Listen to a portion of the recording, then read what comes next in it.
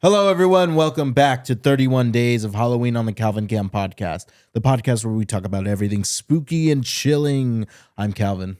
And I'm Anthony. In today's chilling episode, we have The Thing. So let's get into it.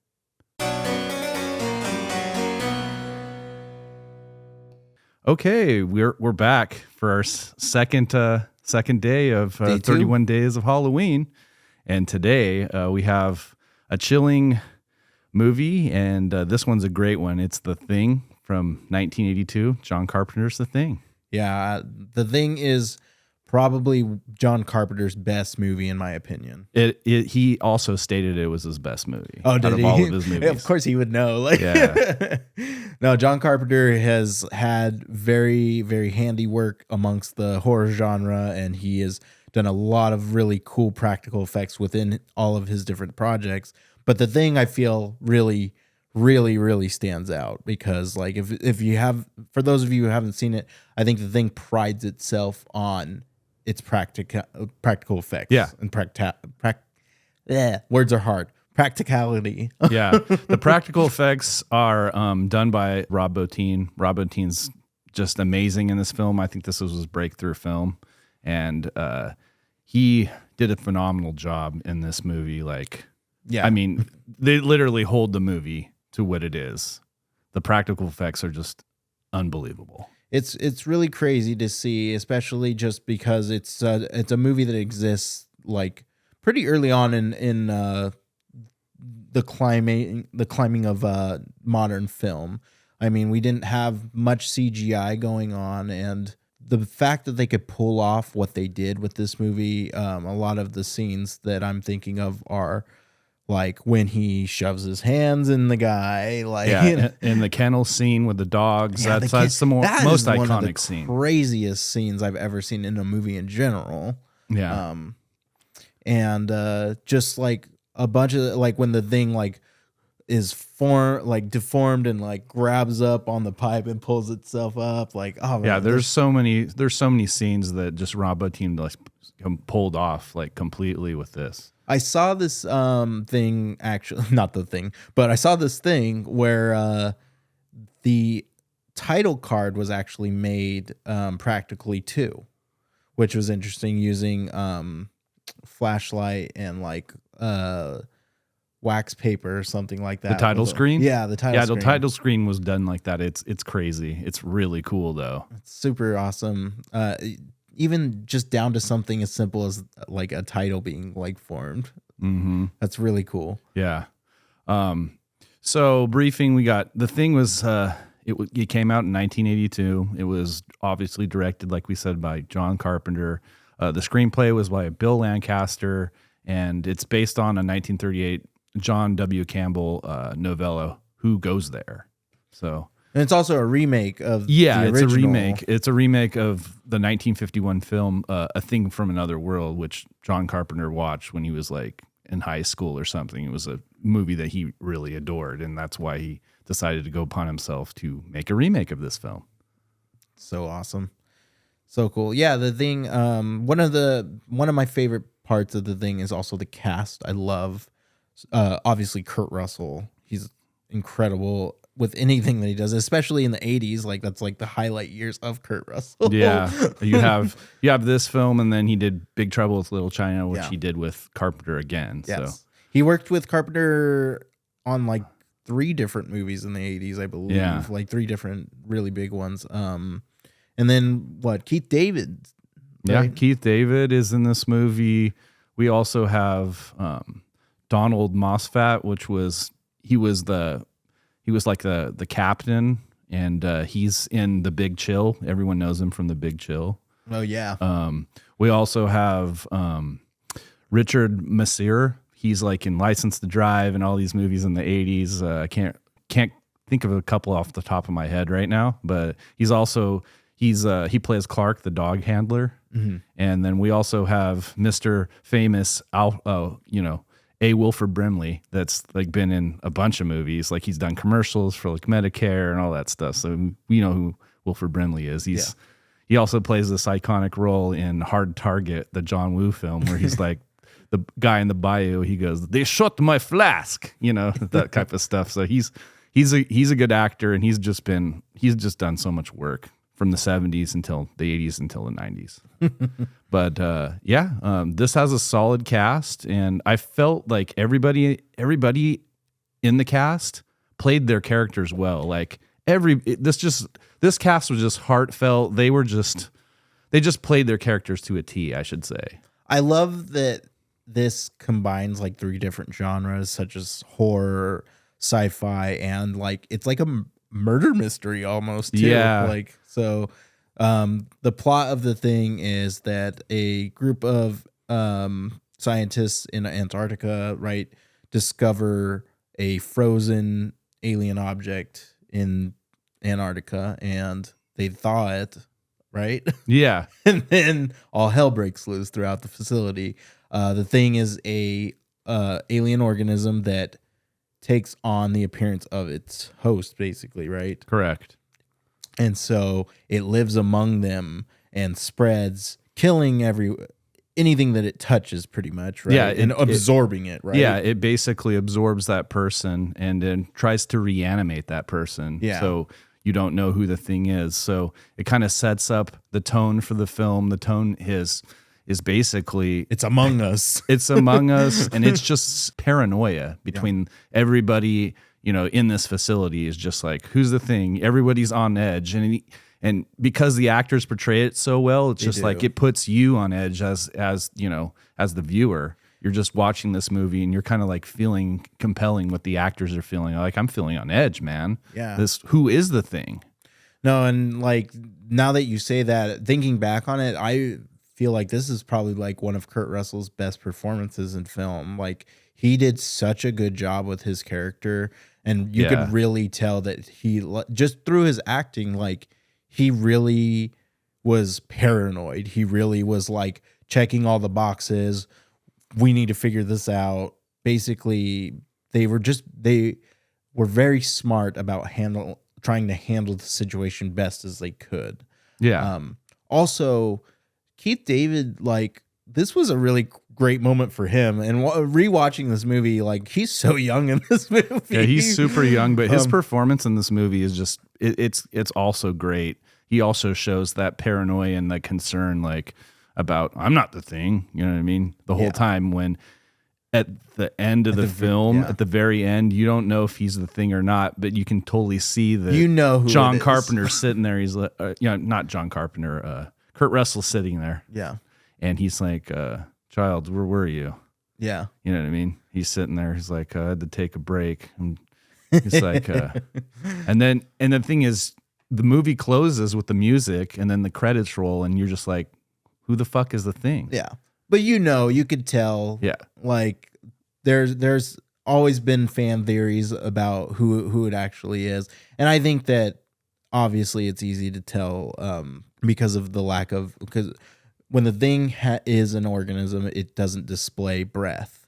So one of the characters doesn't display breath. Also, one of the characters hesitates to drink as well. So yeah, there's also that it can't assimilate to things that are not biological organisms. So if you have like metals and teeth in your mouth, like it can't form correctly to that. So it's so cool. It's so interesting and like creepy. Oh yeah. But yeah, this movie was incredible. I remember one of my favorite parts of the movie also was just the opening.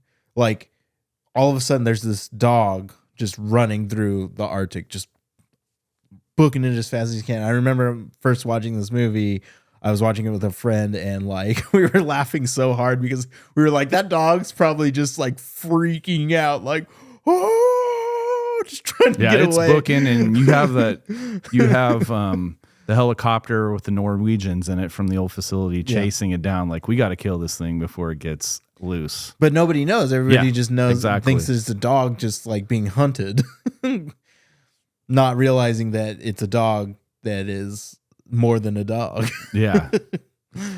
It's an alien dog.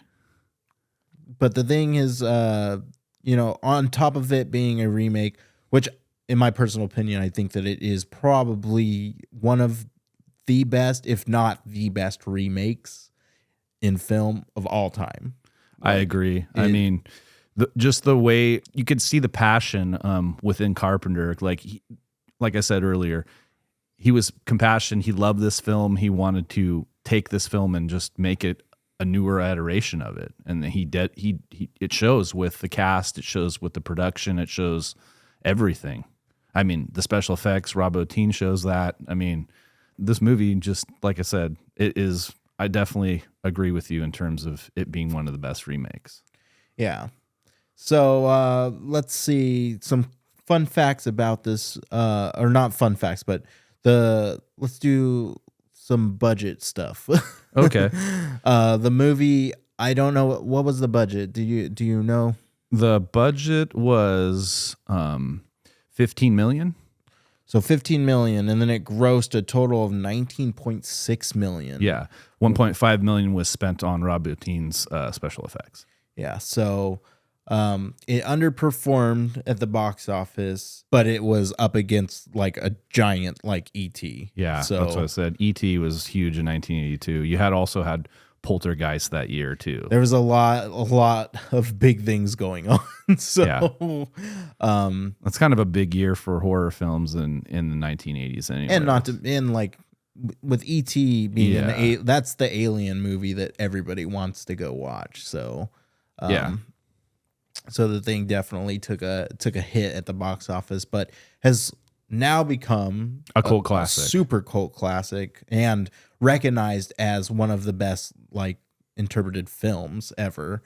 Not to mention critically, people are recognizing it as really good as well nowadays. Like it's sitting at very high ratings on websites such as IMDb and Rotten Tomatoes. Yeah, and also another cool thing is this movie had like a prequel film. Oh yeah, they came out because 2011, right? Kate Osmond Winslet is her name. Yes. Yeah, she plays the scientist in this movie, and they tied the story in well. I mean, the theory, the fear and anxiety factor, I thought wasn't really delivered on camera as much as the original, John Carpenter's. But it's also a different story. It is a different story. It is the originations similar. of the alien and how they, what happened in that facility, and you get to see that when McCready goes over to that facility when they go to check it out. You know what I mean? You see all of the all the shots and stuff like that, and the shots are all the same in the remake, which is really cool. That's so awesome. The consistency of the prequel with the original shots, like when they go over to that facility, they kept it all. They all kept it original, which was really, really cool. And even the end of the movie where the dog is running away and the Norse chopper that goes up and the two Norwegians follow the dog. That's how the movie ends, and that's how the thing in 1982 begins. So the consistency level is there. That's so perfect. Yeah. That's amazing. That's how a sequel or prequel should be made. Honestly, like continuing right after the other. It kind of just as a reference, it kind of reminds me of John Wick. The way that John Wick 2 ends, like literally leads right into John Wick 3. Yeah, the consistency is always the best when you're telling a story too, I think. That's just me though. No, that's 100% correct. I think that maybe it's a hot take, but I think The Thing 2011 isn't as bad as I don't think it is. I think it's good. I feel like it gets a lot of hate. So I really don't think it's that bad. That was just that my hot take is the whole way. I mean, the paranoia is shown, but it's not as shown as good as the original. That's just my hot take. It's the atmosphere. It's the way that Carpenter does things. Yeah. Like it's obviously he's much better with the craft. So yeah, but overall, it's the 2011 remake is not a bad film. No. So I think we got some fun facts. Yeah, we got some fun facts about this film, and there's some cool ones. So John Carpenter has stated that all of his films, this is his personal favorite, as we said in the beginning of the episode. Wow. It has become a tradition in British Antarctic research stations to watch The Thing, 1982, as a part of a midwinter feast and celebration held every June 21st. That's kind of interesting. That is really cool. Unused music that was composed for this film later used by Ennio Mosconi in Quentin Tarantino's The Hateful Eight. Ironically, Morricone, the score was nominated for a Razzle for Worst Score, while his score for The Hateful Eight won him an Oscar. So that's kind of funny. Yeah. Kurt Russell took a drag on a cigarette in beginning of each certain shot in order to make the breath appear more visible. That one's pretty cool. That's cool. Yeah, that's that's the movie magic, you know. Yeah, I think we talked about this. This was cool. The opening titles attempt to replicate the original Howard Hawks film. To recreate the title screen, they used the animation cell with the thing written behind a smoke-filled fish tank, which was covered in plastic. Garbage bags. The bags were ignited to create the title and burning effect on the screen. Yeah, see, that's what I was saying. Like, it was something like that, and that's incredible. Yeah, I love when directors and stuff like to experiment with things, kind of like, remember in Raiders of the Lost Ark, the mountain where they shoot the Paramount logo, which is like, that's just cool. It is. It's really awesome. So, yeah, that's awesome. Kurt Russell took about a year to grow a famous beard for his McCready sport.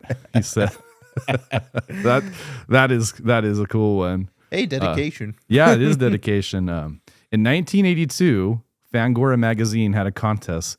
People were asked to draw the thing to see if anyone could realize what it looked like. The winner won a trip to Universal Studios. That's dope. Yeah, that's really cool.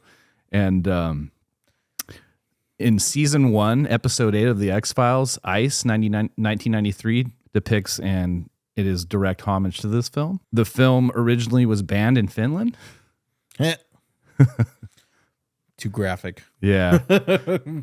And as the film moved into post-production, Rob Bottin, this one's interesting because this shows how much passion Rob Bottin had with this film, which is freaking awesome.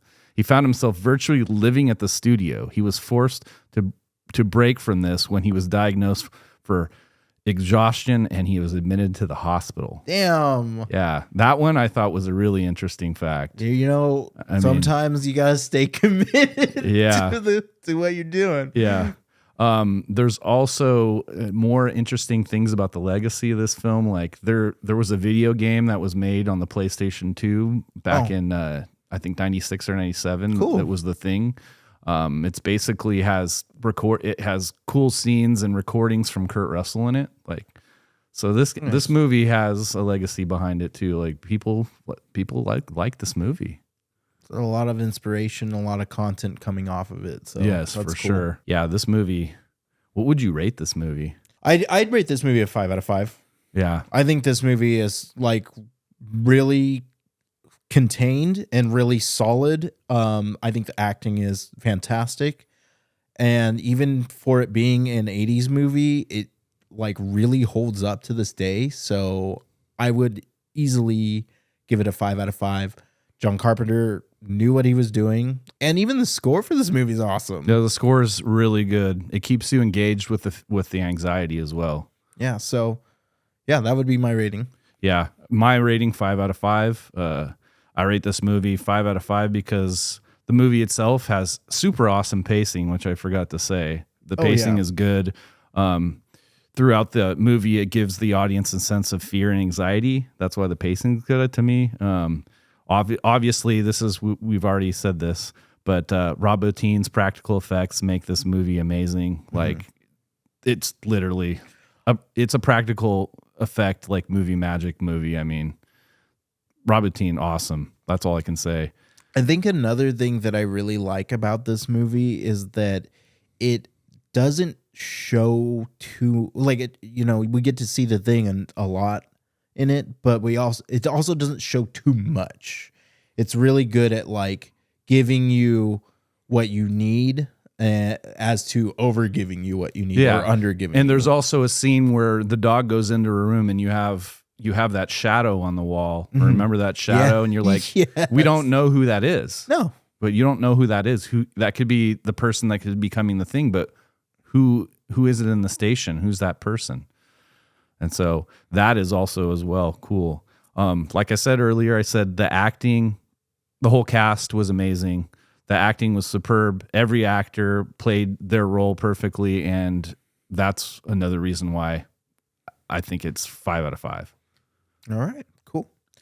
Well, I think that's going to be it for this episode. Thanks for watching day 2. Stay tuned every day of the month. Like I said, for 31 days of Halloween, we are doing a movie 10 to 20 minute episodes, if not a little bit longer, depending on what we're talking about. And catch us every day. Thank you. We're going to be doing this till the end of the month. It is the spooky season. It is the spookiest season. I love it. So yeah, thank you all very much for watching, and we'll catch you later. Good night, everyone. Thank you all so much for watching the Calvin Cam podcast. Go on over to social media like Instagram and Twitter and follow us there. You can also listen to us on all audio streaming platforms, Spotify, Apple Podcasts, Google Podcasts, or Amazon Music, as well as we are on YouTube. So go on over to YouTube, hit that like and subscribe button on our channel. Really help us go a long way. You can also go over to patreon.com and join one of our patron tiers and become a patron, a big supporter of the show. Help us get bigger and better, and we would appreciate it so much. So thank you all very much for listening, everyone. Have a good night.